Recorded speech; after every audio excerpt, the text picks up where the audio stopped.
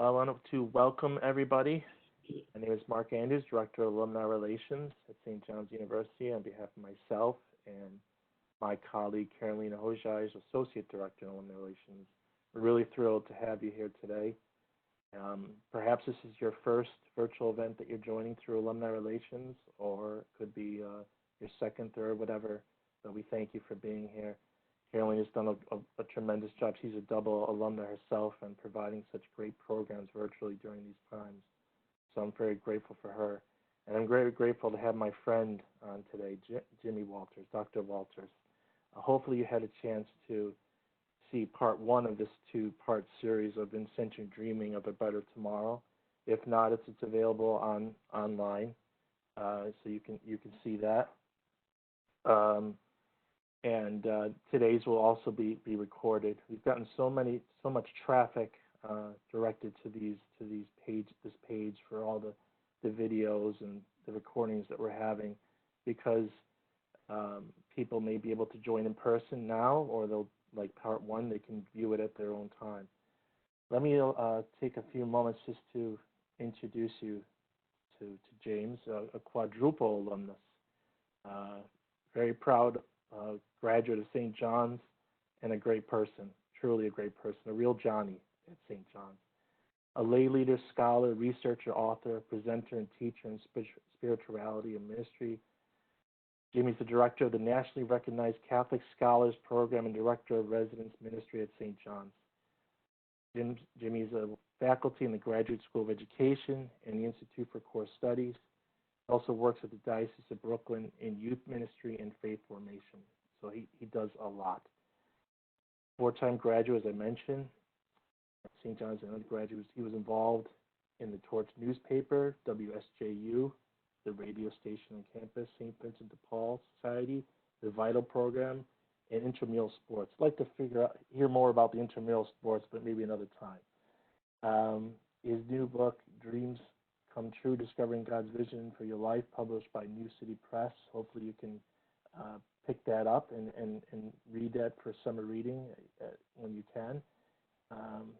Jimmy's a local guy here in Queens with his great wife, Susie, also an alumna, and his amazing daughter, Shay and Lily. They also probably are the first family of Mets fans, tremendous Mets fans. So with that, I'd like to turn it over to Dr. Walters for part two. Great. Thank you, Mark and Carolina, for all of your work and your support to not only make these two sessions happen, but all that you've been doing all that you always do, but especially since the pandemic in March here in New York and the United States. So really so grateful for this opportunity for part two of a Vincentian response to COVID-19, but also response to everything that's happening in our society. A lot has happened over the past couple of months. And so as Mark said, hopefully you had a chance to see part one. If you haven't, please do so when your schedule allows. And then for today, for those who are joining us live, thank you and welcome. I invite you to use the chat on the bottom of your screen to ask questions or participate as we go along. And for those who are watching it at another time, welcome. And I hope this becomes fruitful and inspirational for you. Let us just begin with an opportunity to just gather ourselves, as we did last time, to take a moment to, during a busy day and a difficult time, to just take a minute to just rest, to breathe. And if you come from a place of faith, to ask God, a higher power, creator, whatever you call God, just to recognize God's presence in our midst, God's presence within us, and be grateful for this opportunity to dream together to transform our lives, but also to make a difference in the world. So just invite you just to close your eyes and just take a few moments to take some deep breaths and to recognize God's presence in this moment, in this time together.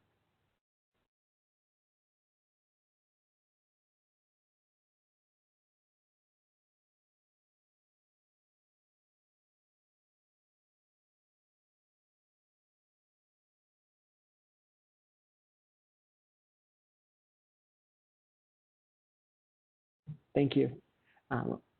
Just quickly, I was thinking that's the first time I've taken some silence and deep breaths all day. So as often as we can do that, it's a fruitful practice and allows us to pay attention to how God might be speaking to us. And that will really be the theme of our time together today. Just a quick recap. When we came together last time, we recognized that our world is in turmoil, our world is in need. I think we feel with the pandemic still very much present in our world, especially in the United States, knowing that even in areas where it's more under control, that might not be the case in the near future. And so many people have responded with love, with their gifts and talents to serve and to care. We also know that we're at a time where so many are calling for racial equality and justice and what that means in our society. And we hear those calls and we're challenged to look at our own lives, look at our own institutions, and to be better and to be a part of the solution.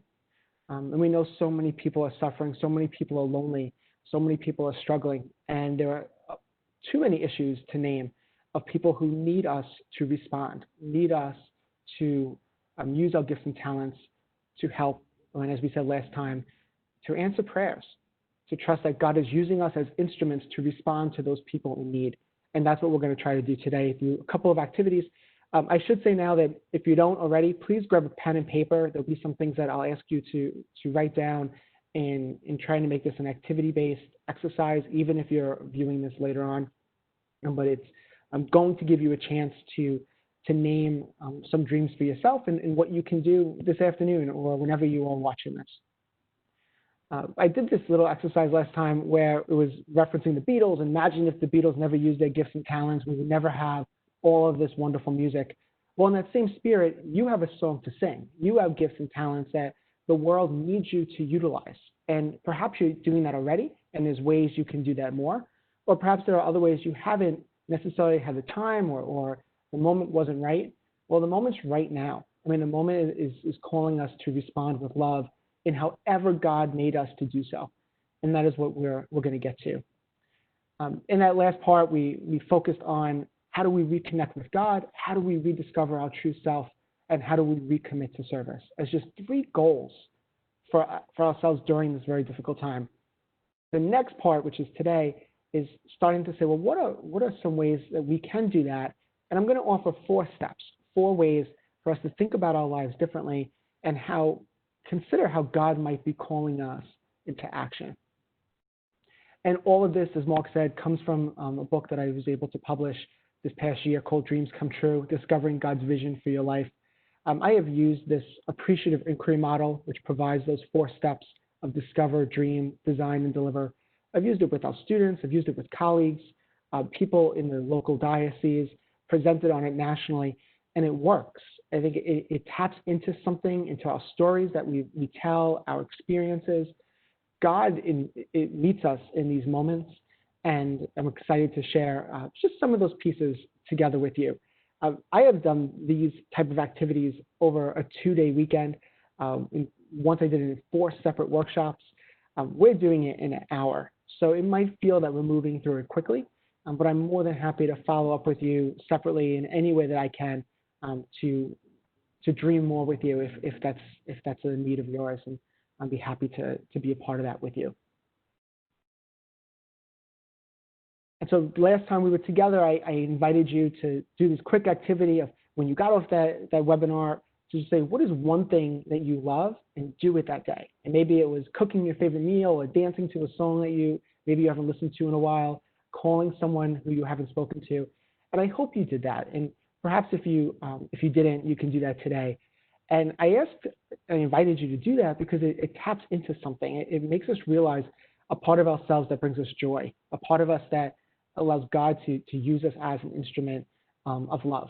And so that was a simple exercise, and I hope you had the chance to do that. And again, as I said, if not, do it when we're finished today. All right, so we are going to walk through 4 steps: discover, dream, design, and deliver. The design and deliver is really mapping out what we're going to do. Deliver will be what you do after our time together today. But the first part is discover step, discover stage.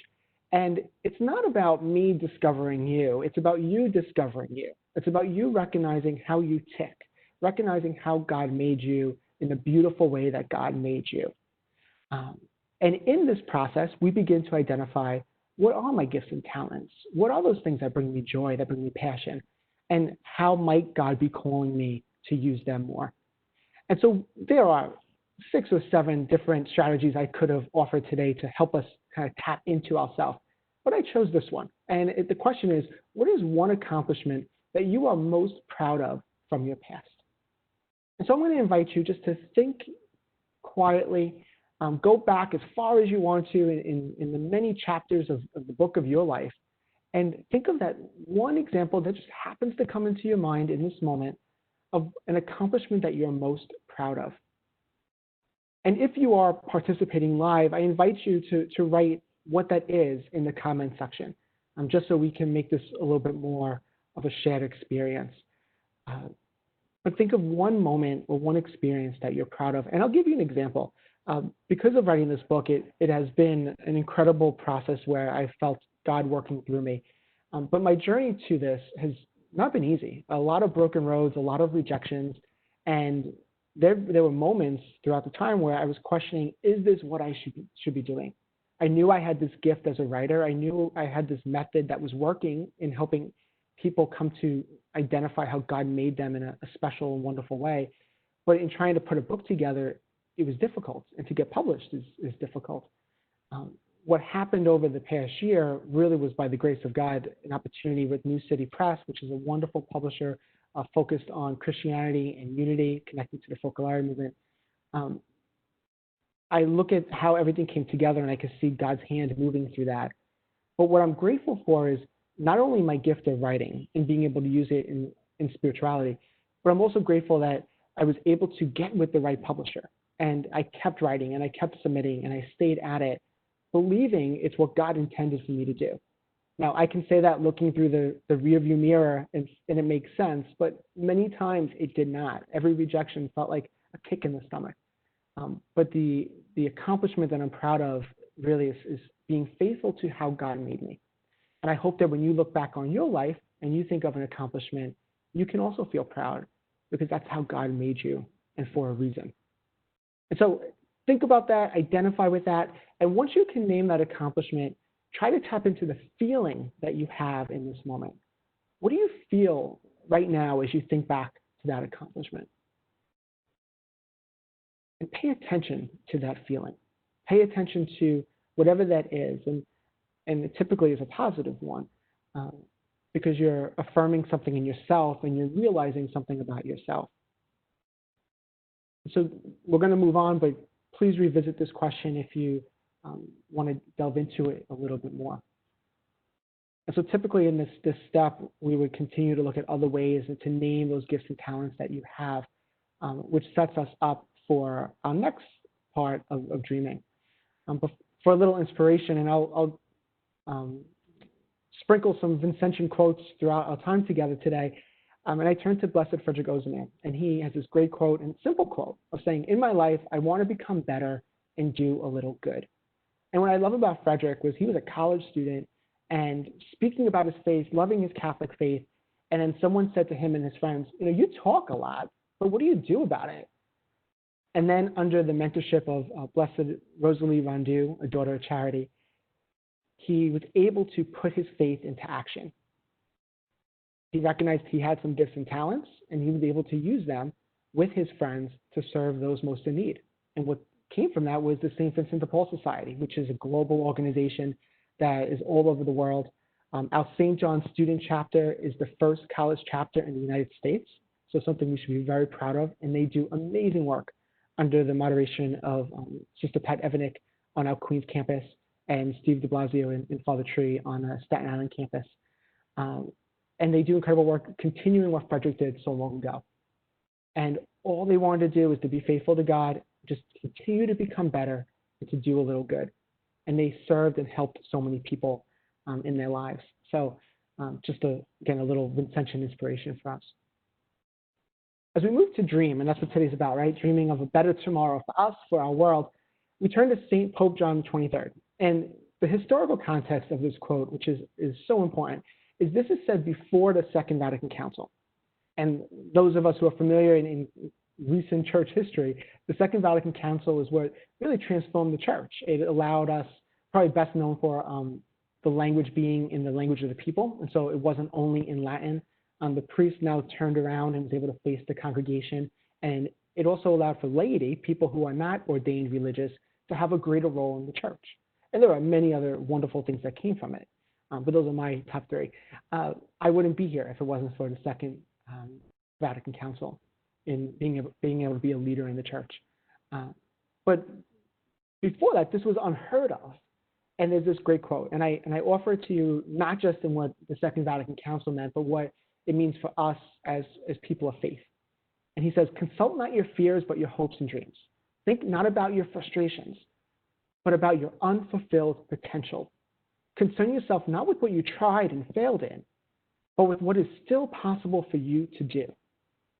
That could be critical of myself and others. I think sometimes we look at the negative, we look at, well, that can't happen, or we start making excuses, or we see the limitations. The challenge here is, like, break that all open. Let's think big. Let's dream big. It's what our Vincentian family is known for doing, and we are a part of that. And our faith is rooted in that as well. All faith traditions are. And then a little, again, Vincentian quote, the love is inventive to infinity. And so when we dream, this is probably my favorite part of this model and of the book, but it is the most difficult. I find more and more that when I ask people to dream of a new reality for themselves or a new situation, there's limitations, there's constraints that we put on ourselves. And so let us be inventive to infinity as we move into this next step. And so this is the 4-box activity. We're not going to do them all, but we're going to tap into these, all right? So I'm just going to walk through each one. The first is adjectives to describe who you want to be. So what are 3 adjectives that when you look at your future, 3 goals of how you want to be described? By people you trust, by people you care for. Okay, so that's one activity. The second is, what are 3 accomplishments for your next 3 months? So from now, we have, so basically the middle of July, so middle of August, middle of September, middle of October. What do you hope to accomplish, let's say by Halloween, personally, professionally, internally, and in our world? The bottom left, imagine no budget, unlimited time, access to all the skills and the technology that you need, and full support from your family, from your friends, from your employer. What would you do to change the world? So to dream really, really big. And then the last one is to draw yourself after the pandemic ends. And I include that, the drawing part, because sometimes people work better in writing and using words, and sometimes people express themselves better in art and drawing. So I like to mix that up. We're not going to have time to do all these activities, but I would like to focus on the first one, the adjective to describe who you want to be, and then the third one, the dreaming of how you would change the world. And so for the first one, adjectives to describe who you want to be. Let's just take a minute and invite you to do that. To right now, just think of, how do you want to be known in this world? How do you want to be known as a person? And once we can name that, we can then do some of that work to get there. And that's what the next couple steps are about. But for now, just write down 3 adjectives to describe who you want to be. And I'm going to ask, if you are participating, if you can share some of those adjectives in the comment section, the Q&A section on the bottom of the screen. I'll give you a minute to do so.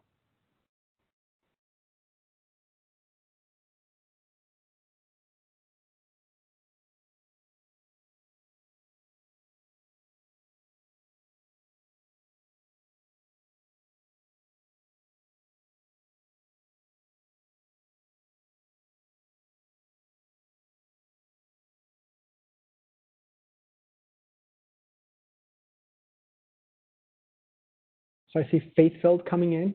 Wonderful.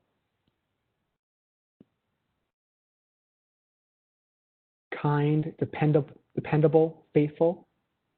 You know, I did this activity about a few months ago with a group of high school Girl Scouts. I think they're called Girl Scouts even in high school. and they were all working on like a project to change the world, and I was invited to be engaged in this activity with them. And I could not believe how many people wrote reliable or dependable.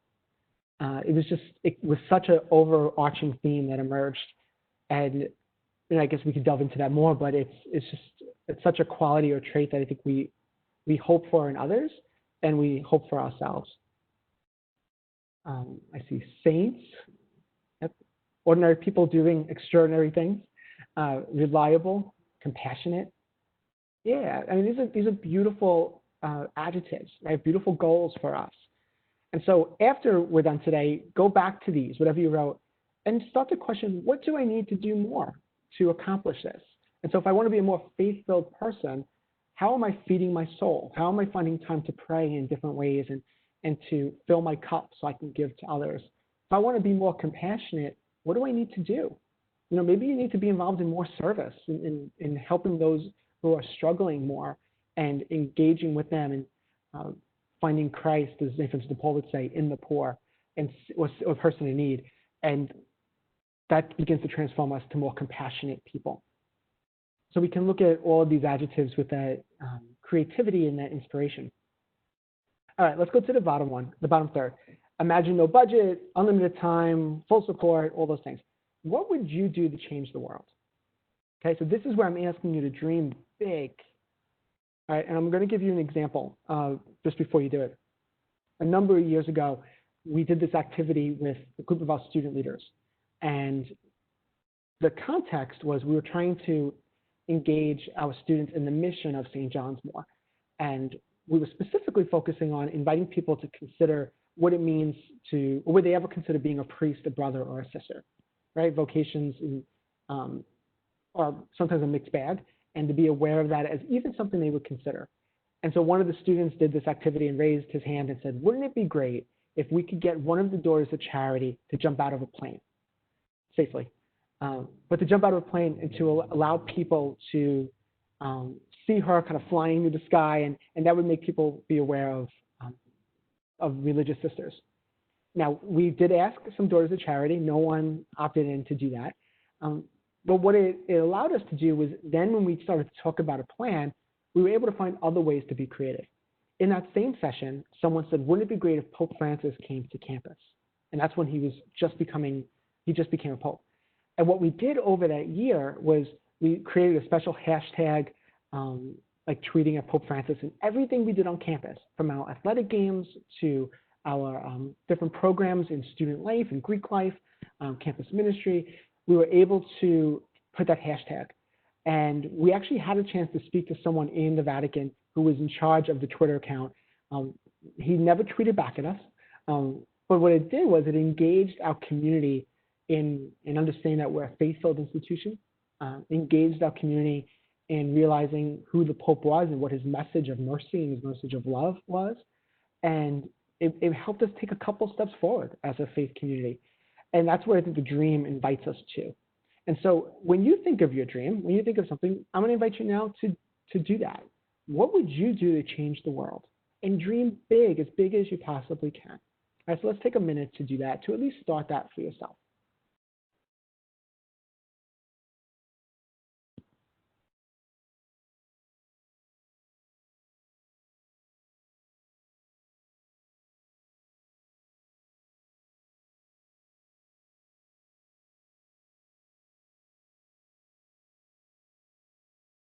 When I ask this question, not necessarily what would you do to change the world, but what would you do to improve your life? People put themselves on islands. People have themselves with often things or belongings. But what's kind of a common theme throughout is family. People always have their family with them when they think about their dreams and who matters most. And we get that in our Vincentian family, that it's about people. It's about encountering God in the people in our lives, those who we shared life's journey with, and those who we're called to serve. And so if anybody wants to write some of their, in the chat, some ideas or some things that they might be thinking of, that would be great. We could play with that. But if not, we can just keep going and talk about how we're called to dream to change the world.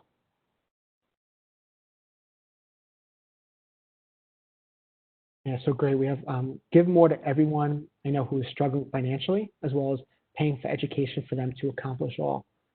And beautiful. And I think that that might really be a dream. It might be difficult to be able to provide financially for everyone we know who's struggling. So many people are out of work. So many people are dealing with health concerns and what that toll is taking on them. And so it's a beautiful dream. And when we get to the next step, we could use that as an example and try to get to some realistic plans. And so if you're watching not live, spend time doing this, imagine what that could be. And I can't ignore what our summer has been and so many people in need of, as we said before, of health, of safety, of justice. And we all are called in different ways to respond to that. So pray about it and then dream big, because those people who have changed the world started with a dream. And that's what we're being called to do in the spirit of St. Vincent and St. Louise and Frederick and Rosalie and all of the Vincentian saints and leaders who have inspired us at St. John's and out all our journeys as a part of this beautiful Vincentian family and St. John's community. So let's move to the next. Again, a little quote from Frederick Ozanam. I am now completely convinced that when one does a deed or charity, one need not worry about where the money will come from. It will always come. And so that works perfectly with the last dream that we heard about wanting to provide for people financially. This sense of giving into the world and then receiving back. Right? And it's just this trust in God that I think we all struggle with. And so that's I think the real challenge for us too in our faith journey is to trust that God provides, and we just have to be faithful to that and to give in all that we can. So it leads us to the next step, which is design. So you hopefully discovered something about yourself and feeling and remembering a moment or an accomplishment that you're proud of, hopefully identifying a gift or talent along the way. Then you dreamed of an activity of some way you could change the world, or who you wanted to be with those adjectives, or who you want to be when the pandemic ends. Now it's time to kind of put pen to paper and to say, what am I going to do? How am I going to make a decision here to transform my life and to change the world? And you see here just a couple of ideas of sharing options with someone who you trust, of discussing pros and cons of each option, doing your homework on each option, trusting your gut, really listening to how the Spirit speaks to you, and then making a decision. So often people play around with these ideas in their head and they never make a decision. We need to, right? It has to move into action. If you have a chance to read the book Dreams Come True, you'll see we map out specific choices that a person or people might have to make based on dreams, and hopefully you can relate to that in your own dreaming, in your own planning. So I want to use Vincent as an example here of how Vincent did this. So Vincent, just a great story from St. Vincent de Paul that you may be familiar with. One day before Sunday Mass, someone comes to him and says, there is a family in need. They don't have any medicine. They don't have any food. They're running out of clothes. Or they need clean clothes. You need to do something. And so Vincent goes and he preaches and he says to the people in the parish, I need your help. There's a family they're dying. We need you to do something. Later that day, he goes to visit the family and he sees people lined up down the block. The people who are at that church heard Vincent speak and responded with love. And that gives you insight into one of Vincent's gifts, that when Vincent spoke, people listened. Great speaker and great writer and motivator. Obviously, look at all that he created. So there's an identification of a gift and a talent. There's an action, and then people responded. But then what happened was there were all these items that were donated, but a new problem developed because there was food that was starting to spoil. There were things that needed to be organized. So a system was needed to manage this. And so what does Vincent do? And he does this with Louise and with others. They create the Confraternity of Charity. They create an organization to structure this, to provide for those in need. And what you see on the right-hand side of the presentation is Vincent's writing of where he literally designed how they were going to help people in need, how they were going to collect goods and organize it. So there it is, right in our Vincentian family, right in our Vincentian tradition, how Vincent saw a need, asked for people's love and gifts and the sharing of their fortune as little as they had. And they were not wealthy people. and they were able to help someone in need. When you think of the world we live in right now, so many people are in need. How are we designing plans like Vincent did to help them? Right? And we'll talk about this next. It's not helping on our terms, but it's helping on their terms. And so these are key Vincentian features when we talk about how we serve, how we dream, how we live. That those in need teach us how to serve them. We don't go into a situation and say, oh, this is what Jimmy thinks is the best way to do it. No, it's saying, asking people, how can I help you? How can we support you? Okay, so your dream might motivate you or inspire you to do something, but it's asking the people we serve to respond. That's really key.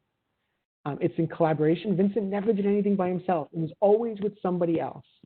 And that's what the blessing of our St. John's alumni community, a blessing of our whole larger Vincentian family, that we can do things together. This is not meant to be done on an individual basis. Whenever we serve, we must reflect, because it's in that reflection Vincent teaches us where God speaks to us, where our heart is transformed. Right? Vincent didn't realize how God was moving in his life until later when he looked back. And so it's just a really important reminder to take that time to breathe, to pray, to reflect. Vincentian life transforms us, and it transforms situations and communities. And we see that throughout the history of the Vincentian family. We see that in St. John's great contribution since 1870. And then you see the person in front of you. And so as we create these plans, we do these things, but who's the person in front of you? And again, another anecdote, I 2 months ago had a baby daughter, a second child, Lily, and she's beautiful and wonderful. And so often when I've been trying to write or trying to dream, Lily cries, or Shay, who's going to be 4 years old, will ask for something. And how do you experience God in your prayer, but then also God in your midst? And Vincent tells a great story when one of the doors of charity says to him, what do I do when I'm praying and there's a knock on the door and someone outside is coming asking for food or asking for shelter? And Vincent said, go from God to God. And so at times I feel like I'm doing that when I'm working, or I'm writing, or I'm trying to create or pray, and then the baby cries, or Shay needs something, and I say to myself, okay, go from God to God. And we're called to do that in all that we do, to see the person in front of us and to encounter God there. A quote from Father Dennis Holtschneider, St. John's alum, former president of DePaul University and now president of the Association of Catholic Colleges and Universities. And during a presentation at our Founders Week, he said, everyone should have an opportunity. Everyone should be brought into the great work. That's the heart of it. And that's what St. John's does. That's what St. John's is called to do. It's what we are called to do. We are connected through this Vincentian family. We are connected through this great university. We are called to give people opportunity. We are called to do great work, but the work of God. All right, so as you design your dream, keep that all in mind as you start to plan it. And then it's putting it into action. It's delivering it. There's a humility that must come with it, knowing that you're going to make mistakes. I mentioned before, trying to write this book, those rejections humble you. And, you have to keep going and pray, like, is this of God? Is this what God is asking me to do? We must listen. We must observe. We must continue to learn. That Vincentian education never ends. We must pray and reflect, and then we're called to not settle. So even if your dream comes to be, the challenge is, well, what's next for me? We see that with Vincent and Louise. Like, they do one great thing, and then a new challenge arises. I mean, really, they were doing like 5 great things at the same time. Just amazing people that we aspire to be like. But they never stopped. They never settled. And we're not called to settle either. And just because a final thought about Vincent, when you look at Vincent's life and the Vincentian family, the origin of it, through their dreams, they responded to the needs of the world. And they did that at a time of war. They did that at a time when there was food and housing insecurity. They did that at a time when there was orphans, children just left to die because of some moral implications or people thought of the time of that child being in not having an evil sense to it. And it's a long time ago, and what the view was at that time in France. Vincent responded during a time of contagious disease, during a time of a pandemic in the way that we are. And there were people who were poor in all different ways that he and others responded to with service and with love. And so Vincent did it, and it's a model for us, and the Vincentian family is a model for us to do the same. Now, I read an article today from one of the Vincentian family members in London, and they talked about the work of the Paul House and how they have outreach, and they call it a wet house for those who are struggling with addiction, especially alcohol. And in their ministry, in their service, they also provide a little bit of alcohol for the person because they realize if they stop the alcohol, their body can't handle it. And it's so innovative and it's so different. And they're trying to keep people successful as best as they can to help them heal, to help them grow. And as we learn more about the Vincentian family, we realize that there are so many people doing wonderful, wonderful things, bringing dreams to life. Shouldn't we be a part of that? I think that's the call for all of us in our gut, in our prayer, saying, what do I need to do to be fulfilling my Vincentian charism, my Vincentian identity? And I hope some of this is giving you a roadmap to doing so. And so again, we worked very quickly. I want to leave time if there's any questions. We worked quickly through the 4 steps of discover your gifts and talents, dreaming of a way to serve and change the world, designing a plan, and then delivering it, putting it into action. Sometimes this happens quickly. Sometimes it takes a little time, but this is the process to do so. And then again, one final quote from Blessed Frederick Ozanam. And allow these words to just sit on your heart. It is our vocation to set people's hearts ablaze, to do what the Son of God did, who came to light a fire on earth in order to set it ablaze with his love. I'd like you to think of a person in your life that you met at St. John's, someone that is connected to the St. John's community or family, who did that for you, who set your heart ablaze, who helped you fall in love with Vincent and Louise, who helped you fall in love with St. John's. And maybe it was in their actions, in their service to the poor, in their authenticity, in their ability to collaborate and bring people together, or maybe just their care for you, that they gave you time. They saw you in front of them. Just think about who they were to you, who they are to you if they're still living, and how you are called, how we are called, I am called to do the same. If people can see us and see the face of Vincent and the face of Louise, the face of Jesus Christ, the face of God, however you identify as who God is, if they can see that through us, isn't that what ultimately is at the foundation of our Vincentian family, of our St. John's mission? That yes, it's in our actions and it's in how we use our education and our gifts to change the world, but it's how we treat people. It's how we respond to injustice, to sadness, to grief, and reflect the faces of Vincent and Louise. That is what we're called to do, and the way people have done that for ourselves. You know, we've all been blessed by members of the Congregation of the Mission,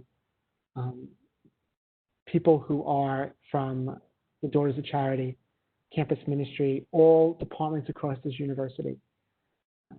Seeing people who are on live, I've experienced it with each and every one of you in some way, of seeing that Vincentian charism live through your work and through who you are. That is what we're called to do. And that is really, I think, my dream for myself, is that whatever I write, whatever I speak, whatever I do, that our community comes to know God in a greater way because of me. And it has nothing to do with me. It's just me being open to how God is using me. And from that, I think comes the inspiration, it comes the human contact of love. And that's what we are, I think, I know what we're called who we're called to be and what we're called to do. So I hope that was helpful in some way. Okay, we are done here. So just a couple things, if you want to stay in contact with me, on the left, I'm on all those social media handles and learning every day. I'm not doing TikTok yet. I don't have a handle on that one yet, so I'm not including it.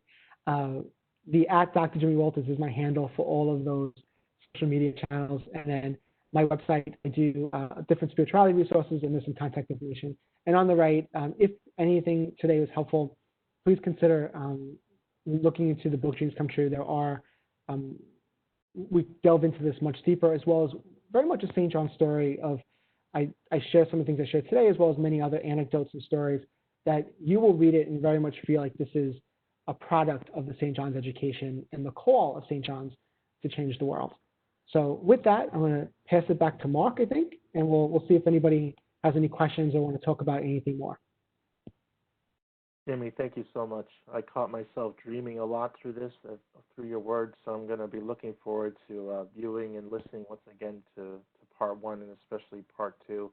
This reminds me how extremely fortunate we are to have folks such as yourself in the St. John's community, but also in the greater faithful community at large, as an educator, leader, and just a great person. So thank you for your words. I'll start off just, I guess, through a comment myself, a humble comment, and I'll try to verbalize it the best I can. I just find myself during these times with the pandemic and what's going on across the country, and just maybe working mostly from home today. I came into the office for a little bit, looking for that reassurance, that faithful guidance, inspiration, something. So whether at home lighting a candle, or taking a walk with my wife Laura over to the local parish, Sacred Heart in Bayside, and saying a prayer at the outside garden there. And then when they opened up the church, we could go in and actually say a prayer. And now with some limited attendance at church or doing it online, what I'm trying to get to is that I yearn for that peace now more so. Mm-hmm. And then afterwards, I find that I find strength in it. Not really looking for you to say anything, but it's felt like to say that out loud, because I think it's helped me a lot. And I'm hoping that I continue to do that and commit myself to continue to do those things as things get back to whatever they will get back to. But writing things down today, that those exercises are very good. I can go back and I can take a look at those things and remind myself. So thanks for allowing me to share that. Yeah. It looks like, I'm sorry, Jimmy. Yeah, I just briefly, I just wanted to say thank you for sharing, and thank you for saying that. And I think part of it is when we're in moments of challenge and moments of trial, it's even so much more important that we're finding time to be in relationship with God. And I have been able to go to church in a long time, and I've been finding ways to carve out time just to be in prayer. And a spiritual director recently said to me, attach it to what you do. So I cook often. So when I'm cooking and I'm cutting the vegetables, I'm like, okay, how can I make this prayerful? And I do find like it can be. And so it doesn't always replicate what I have from a mass experience, but the being in relationship with God, the way we're in relationship with the people we love is crucial, it's always crucial, but especially during this time. So again, thank you for raising that and for sharing that, because it's important. Seems that a fellow friend of ours, Irene, has a question, so I'm going to go ahead and unmute her. And Irene, to go ahead and ask your question. 1 second, please. Jimmy, can you I'm having difficulty unmuting Irene. Irene? Yeah. Let's see if I can. Looks like she indicated she had a question. Yeah, I'm clicking on the microphone, but it's not. If anyone does have a question while we're trying to figure this out, you can go ahead and type it in the chat as well.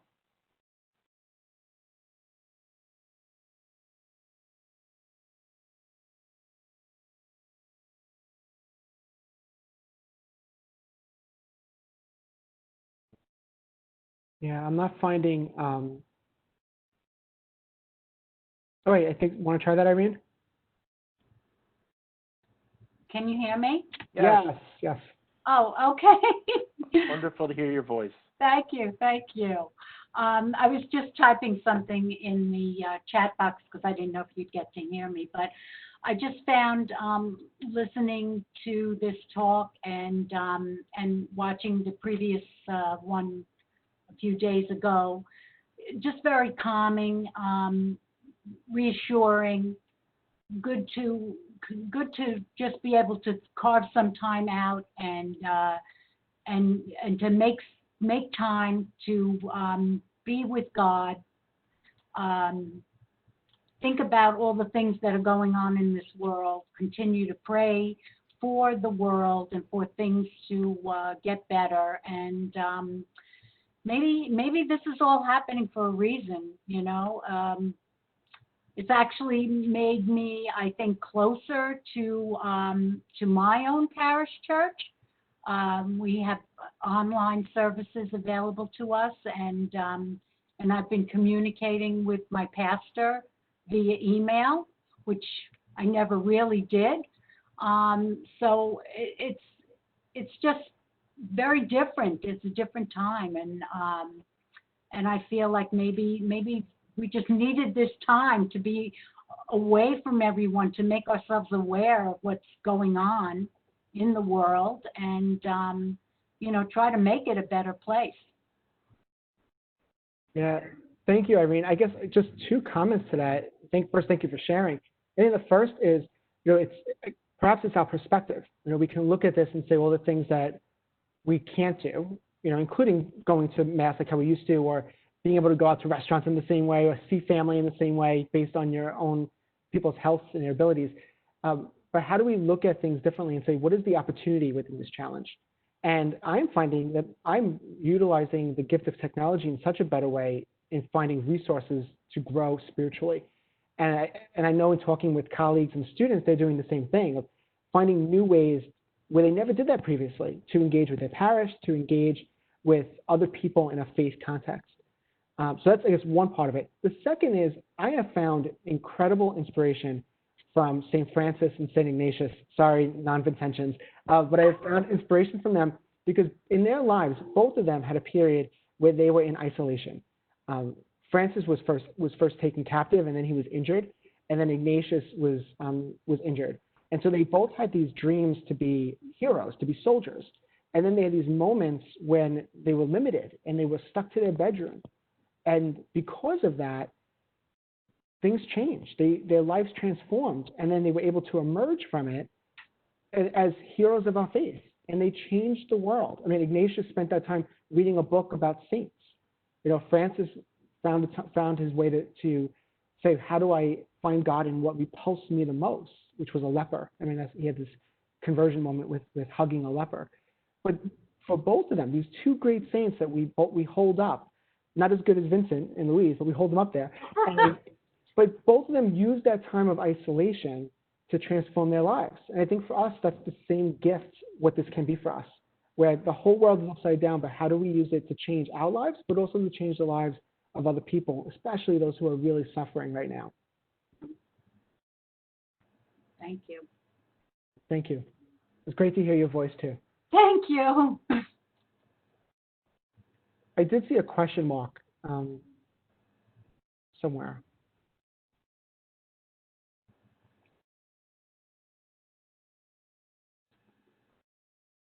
I'm sorry, I think Jenny's asking a question. Do you mind if I read it, Mark? Is that okay? Yes, please, go right ahead. Okay. Is it wrong for a parent to say adult children's accomplishments in giving good roots and wings as a foundation most proud of? What would you say if your mom said you, for example? I'm not sure I understand. Jenny, can I unmute you? And you can ask the question? Let's see if I can do that. Yeah. Jenny, you're unmuted. Are you there? Yes, I am here. Am I too loud? No, perfect. Jimmy, you're amazing. I remember Thank you. you was a student. I always knew you were brilliant. And You're I too was kind. thinking that if I was your mom, no, I'm serious. If I was your mom and I was evaluating what I'm most proud of, and although my sons aren't as spiritual as you, as they went different paths, I'm extremely proud of how I parented, not in every way, but with the roots and the wings. Is it wrong? Isn't it like not separating your child from yourself if you say you're most proud of what they've accomplished? No, great question. Being a parent is a vocation, and we have many vocations in life. You know, some people are called to that vocation, some people are called to others. And I think of my top vocations as being a husband, as being a father, and as being a writer, an author, and as a minister, a campus minister. Those are my top four. And I hope my children are able to be in relationship with God, however they do that in their lives. But for your question, yeah, I think you should be proud of that. And that's something that, I took a path in this very kind of uber spiritual way, but I think of so many of our alumni from St. John's who might not even identify as religious, but are absolutely living the Vincentian mission in incredible, incredible ways. When I see especially the students who I've worked with, people I went to school with, seeing how they are living their life, like all of their parents should be very proud of them, because it's living this mission, maybe not always in the church language or in the context of church, but there's that Vincentian spirit is living through them. And it's about our parents, but it's also about God and giving God, thanking God for the gifts that we have and these opportunities to do so. Thank you, Jimmy. You're welcome. And thank you for your kind words. I'll send you the check in the mail for saying that. I muted you.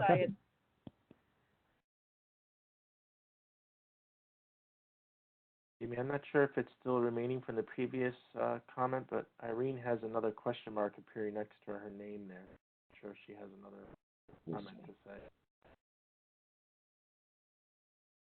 I'm going to unmute. I'm trying to click on it. Let's see.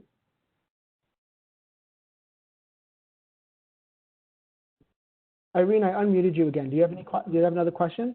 No, I don't have. Okay. Sorry if something is appearing. Oh, no. It's just we just wanted to hear you again. No. The question mark. I'm the stand-in. I'm like the late night AM radio gentleman here for the more technical savvy Carolina. So I'm doing the best I can here to help out. Any other questions or comments, Dr. Walters? I just want to say one thing for those who will watch this later. A common question that I get from these exercises, from these activities, is how realistic is it?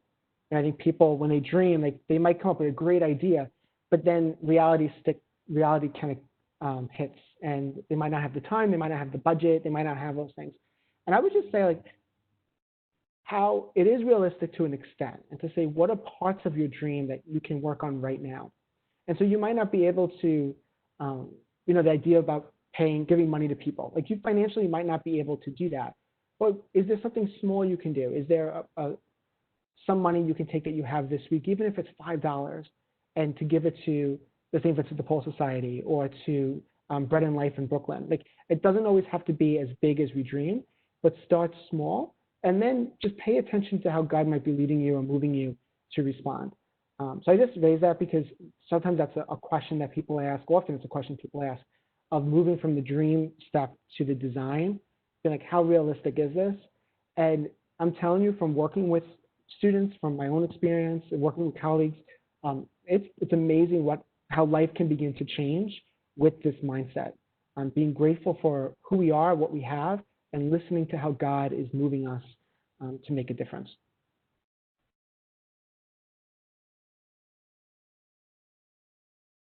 I don't see any further questions, Jimmy. I think you've enlightened everybody.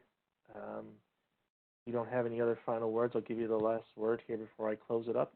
Just words of gratitude to everyone who's been a part of this, those who are going to watch this later, and to you, Mark and Carolina, and everyone that made this possible. I'm just grateful for the opportunity to share our mission, our St. John's mission with this audience. And please be assured to all here today that you are in my prayers, that you are recognizing how special you are, how God has made you, and that you have this power and this ability to transform your life and to help those in need. And just be assured of my prayers for you, and I ask for your prayers as well. So, thank you. Jimmy, thank you so much. It's been a great hour, and looking forward to, like I said before, listening again. Your comments about the mission and prayer, I was going to say the same thing. So thank you for that. And we are all praying for each other. I know the Vincentians here on campus and wherever they are always praying for all of us. So with that, on behalf of Alumni Relations, I thank all of you for joining us live and those that will be listening to this in the future. So with that, I hope to have you join us for a future virtual program and have a good rest of your day. Thank you.